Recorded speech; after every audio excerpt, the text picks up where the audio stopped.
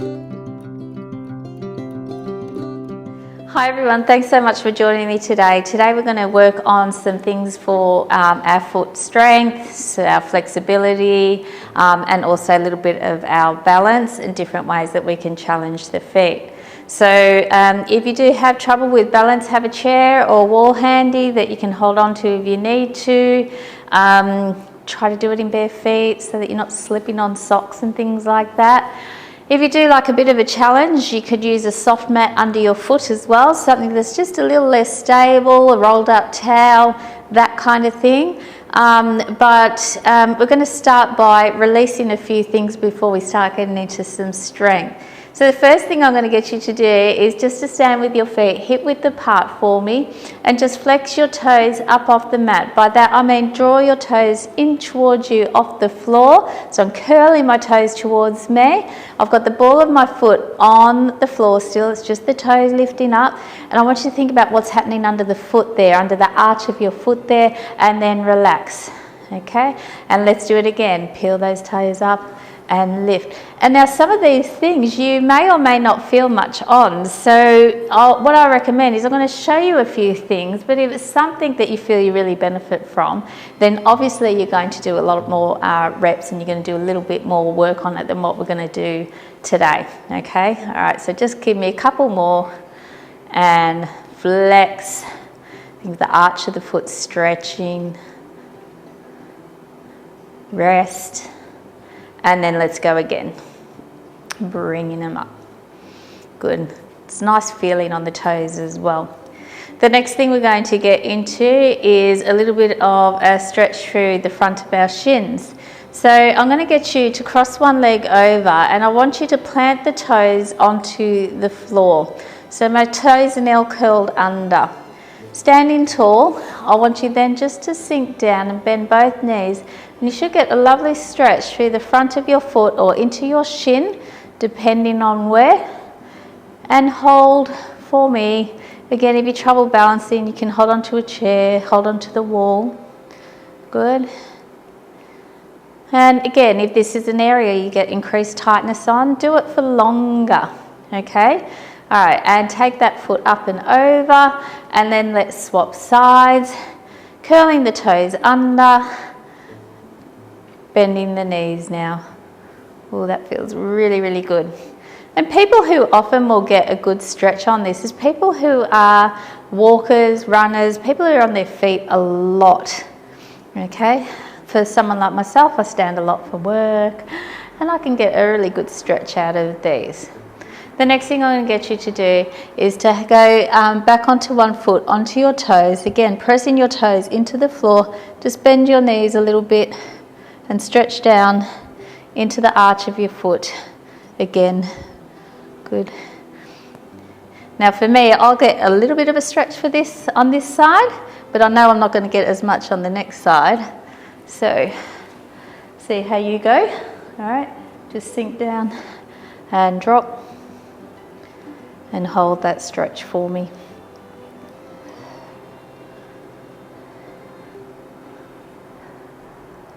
Good, and then coming up from there, I'm going to get you to go into a calf stretch. So I'm going to turn around, so I have my back to you. I'm going to place my hands onto the wall, but you don't need to. You can have your hands just in front. But to start with, you're going to take one foot back, the other foot forward, look down, straighten your ankles and heels. Make sure that foot is pointing straight. And then lean into it, okay? Even if you get someone from behind to check out, is my foot straight? Okay, a lot of people will turn out their feet. Look down, make sure that ankle is straight, and hold that stretch for me. I'm going to bring it around here. I don't like having my back towards you. Okay, and I've got my imaginary wall here as well. Checking, am I straight? Might throw you a bit off balance because most people have, at least on one foot, a bit of a turnout. And let's swap sides. Bring in the other foot back. Plant that heel down and press forward for me. Oh, feels good. Breathe out through the stretch and release through any tight spots.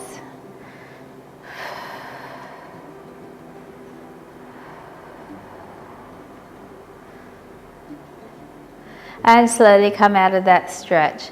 Now we're going to start off with our feet in a small V. Don't have your feet turned out really wide or too little in. A nice medium-sized V there for me. And I'm going to get you to place your hands one on top of the other, pressing gently into each other. I want you to bend your knees down into a bit of a squat. Stay tall as far as you can go down.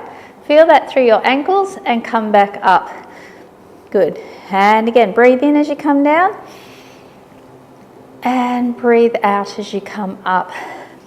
Keep going. Good. So you should be getting into some ankle mobility work here now.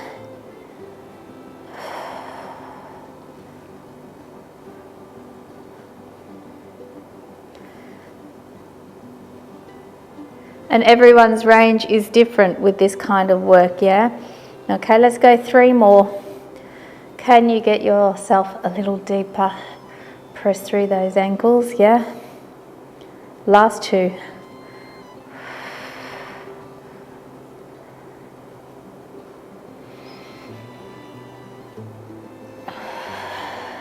Good work.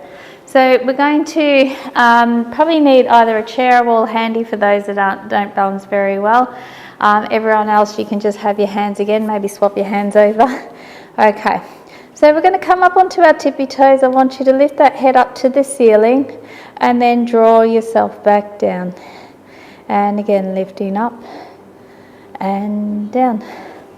Check out the tracking of your feet. Are they rolling out, rolling in? Generally something like this, I always say to most people, have most of the weight on the ball of your foot, okay? More often than not, most people will tend to roll out than roll in.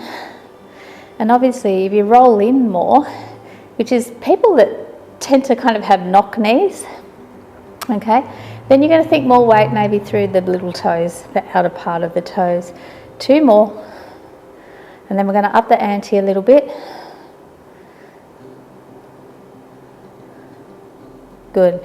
Now on this next one, I'm going to get you to stay up, lift up your feet, and now bend at the knees, and then come back up.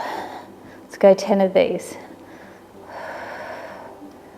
9.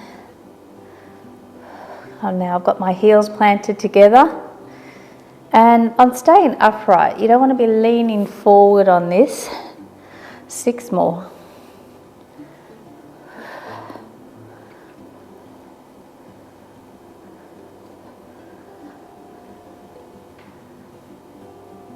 You might feel a bit shaky. That's all your stabilizers working. 3, 2, and 1. Nice work. Shake it out. Roll those feet around. Loosen it all up. Okay. For your next move, I want your feet parallel, but right close by each other. Press your inner thighs into each other, squeeze the legs into each other as well. From here, we're going to bend at the knees, coming down, and then back up. Keep those legs together. Give me 5 of these. And then we're going to make it a little bit more strength and balance orientated. Keep those feet together.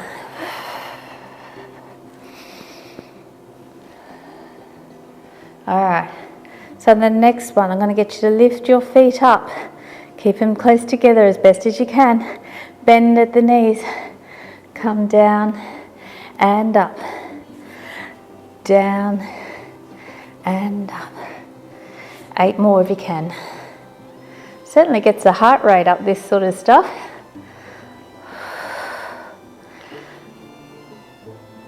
6. And the balance as well. 5, 4, keep going. 3, 2, and last one. Well done if you got through that. Okay, so the next thing I'm going to give you is what they call plyometric training. I'm gonna roll up the sleeves for this because this can certainly get the heart rate up. Plyometric training is designed to make you work quick, fast moves with your feet. It will increase your heart rate, but it will also challenge your stabilizers and build up your strength in a fast-paced motion. So, to do this, I'm going to step to the side of the mat here, and I'm just going to demonstrate. I'm going to actually jump to one side, and I've landed on one foot, and you can see my foot is stabilizing. And then I'm going to jump to the other side. Now, beginner, you would rest that foot back. So we'll do that again. And jump, and you want to make your jump as big as you can once you get warmed up. Now, next level would be not to land your back foot. Balance. Okay, and again, to the side, balance. All right, and I'm going to start to pick up a little bit of flow, a little bit of momentum. Good. And 10, 9, 8, 7, 6, 5, 4, 3, 2, 1. So that's a little bit of fun to do sometimes, and definitely get your heart rate up. The next thing that you can do as part of plyometric training is incorporate a lunge. I'm going to stand side on so that you can see this. Get my heart rate back up, down. Okay, so there's no easy way to describe it. I'm just going to actually get into it. All right, so down and swap. Use the opposite hand to the opposite leg as you go back and forth. 10, 9, 8, 7, 6, 5, 4, 3, 2, 1. Whew. It's getting hot in here now. Okay, so that's another great way to challenge your foot stability, build up some of your strength through your feet as well. Now, the next one I've got for you is a single leg footwork that we're going to do. It's a little bit more challenging, so have your wall, have your chair handy if you need it. And even if you just start with your chair and your wall, you might end up, once you warm up to it, go, oh, it's actually okay, I can take my hand away now and give it a try. All right, but stay safe, people. Okay, so what I'm going to get you to do is, I might stand side on for this, one leg straight, and then bring the other leg up. Now you can choose to hold your hips, or we can go back here, okay? And our range is going to be a little smaller now as we come down and up, down and up. Good. 3 more. 2. Last one. Good. Let's swap sides. I'm going to face you now. Okay. And bring the other knee up. So the trick with balance is to find something straight ahead that you can focus on. Think of your core muscles as well working as you do this. 3 more. It's a good single leg, little glute work too as well. 2. Good. And last one. Let's repeat that sequence. 5 and 5. I'll cut the reps short so you can just kind of get a bit familiar with it. But if this is something that you think you'll benefit from on, or any of these strength type work, you would probably aim for about 15, 20 reps and do about 3 sets. Oh, what's this, number 4 or 5? I always lose count. I'm going to make this our last one. Swap sides. All right. And down. Whoop. I looked away. And 4 more. 3. 2. Good. Try and keep that knee tracking nice and straight as best as you can. And 1. Shake it out.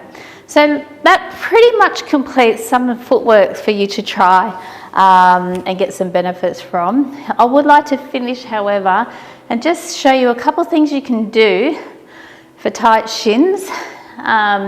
We've already done work through our ankle mobility, the underneath of the foot, but I'll just show you there's some apparatus that you can use. So the first one we're going to use is a roller. It's a very common item in households these days. And if you ever want to get into your shins, you can just pop your shins on top and roll forward and back. Okay, so that's a nice little way of massaging the shins. You can add a little rotation, so I'm twisting through my hips to get a little more into my sides to massage out the shin area. Okay, good. The other thing that you can do is there's a really nice handy little roller you can get. So you'll notice there's two handles, but this little bit in the middle, it rolls. And you find something to place your foot on, and then you can massage through your shins. I see a lot of my clients love doing their calves as well. Okay, and well, got it out, you do your thighs. Okay, so if you're on your feet a lot and you are doing a lot of activities with the legs, you know, with your dancing and everything, these areas get tight as well. So it's important to look after them to protect your knee health.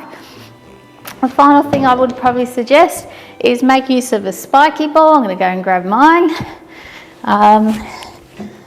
There are lots of different things you can use in your feet. So I've got a little trigger point roller here, this black one. A nice way to ease into a spiky ball is a tennis ball. You got the round spiky ball here, and this is often quite nice for people. It's a softer version of the spike ball. It's a little more squishier, not as firm. And you just simply place these, whatever you choose, balls or roller, underneath the sole of your foot and massage the plantar muscle underneath. And if you suffer from plantar fasciitis, this is stuff that you would need to be doing every single day. So I hope you enjoyed today's video on some footwork.